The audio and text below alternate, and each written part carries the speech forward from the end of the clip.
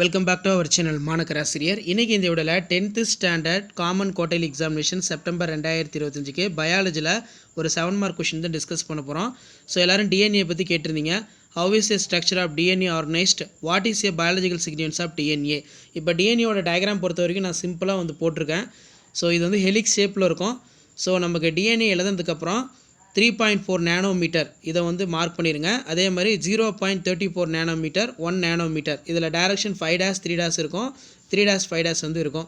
First of all point வந்து நீங்கள் எப்படி மேக் பண்ணணும் அப்படின்னா, டிஎன்ஏ மாலிகுல் வந்து பார்த்தீங்கன்னா ஸ்டேபிளாக இருக்கும். இந்த பாயிண்ட்டை எப்போவுமே நீங்கள் ஃபஸ்ட்டு எழுதிடுங்க, ரொம்ப முக்கியம்.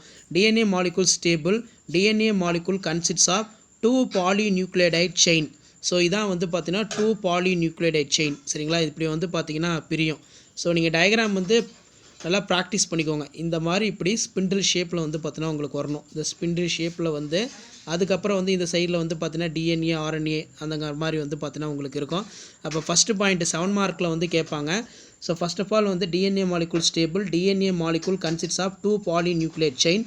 This chain form of double helix in structure.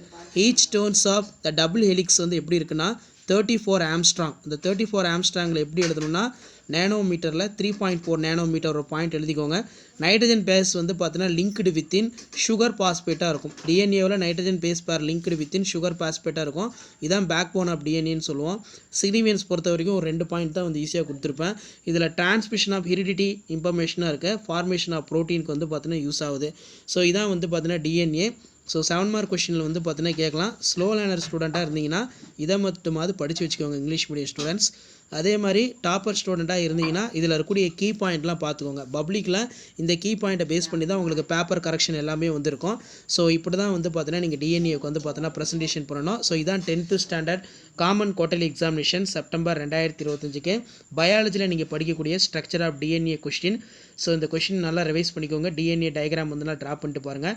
இதில் இருக்கக்கூடிய பாயிண்ட்ஸை வந்து புக்கில் மார்க் பண்ணி போக்கோங்க. அப்படி இல்லைனா ஒரு நோட்ஸ் மாதிரி எடுத்து வச்சுட்டு படிச்சுக்கோங்க. குவார்ட்டர்லிக்கு டிஎன்ஏ கொஷின் வந்து பார்த்தீங்கன்னா ரொம்ப ரொம்ப இம்பார்ட்டன்ட். ஸோ இப்படி தான் வந்து ப்ரெசன்டேஷன் பண்ணணும். எப்போவுமே பயாலஜி பொறுத்த வரைக்கும் டயக்ராம் வந்து ட்ரா பண்ணிவிட்டு இம்பார்ட்டன்ட் கீ பாயிண்ட் எல்லாமே வந்து பார்த்தீங்கன்னா நல்லா அண்டர்லைன் பண்ணி ஹைலைட் பண்ணி காட்டுங்க. ஸ்பெல்லிங் மிஸ்டேக் வந்து பார்த்தீங்கன்னா பண்ணாதீங்க. இதில் டோட்டலாக வந்து பார்த்தீங்கன்னா டிஎன்ஏ மாலிகுல் ஸ்டேபிள் ஒரு point, DNA molecule consists of 2 nucleotide 2வது point, this chains forms of double helix 3வது பாயிண்ட்டு, 4வது point each turn of double helix வந்து பார்த்தீங்கன்னா 34 ஆம்ஸ்ட்ராங் இருக்கும். நைட்ரஜன் பேஸ் லிங்க்டு எதோட இருக்குன்னா சுகர் பாஸ்பேட். இதுதான் பேக் போன் ஆஃப் டிஎன்ஏன்னு சொல்லுவோம். சினிவியன்ஸ் வந்து பார்த்தீங்கன்னா 2 பாயிண்ட் ஆட் ஆகிருக்கு. ஸோ இதை ரிவைஸ் பண்ணிக்கோங்க, ஷேர் பண்ணிக்கோங்க.